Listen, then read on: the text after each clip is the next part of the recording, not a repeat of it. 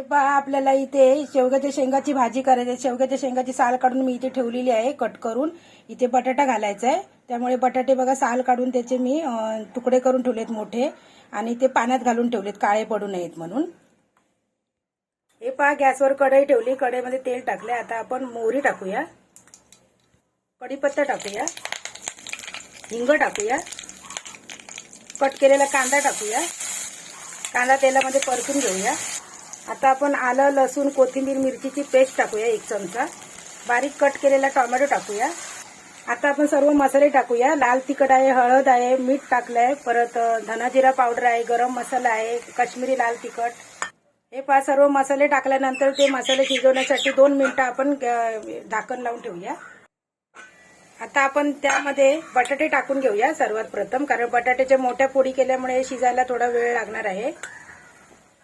आता आपण बटाटे टाकल्यानंतर 4 मिनिटांसाठी शिजवत ठेवूया बटाटे।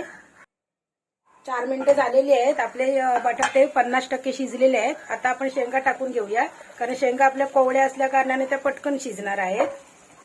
त्यामध्ये आपण कांदा खोबऱ्याचं वाटण टाकून घेऊया। आता पाणी टाकूया आपण। पाणी टाकून मिक्स केल्यानंतर आपण झाकण मारून 5 मिनिटांसाठी शिजत ठेवायचं आहे।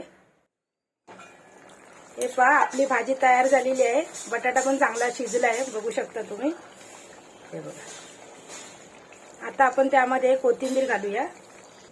ही पहा, शेंग बटाट्याची भाजी खाण्यासाठी तयार आहे। व्हिडिओ आवडल्यास लाईक, शेअर आणि सबस्क्राईब।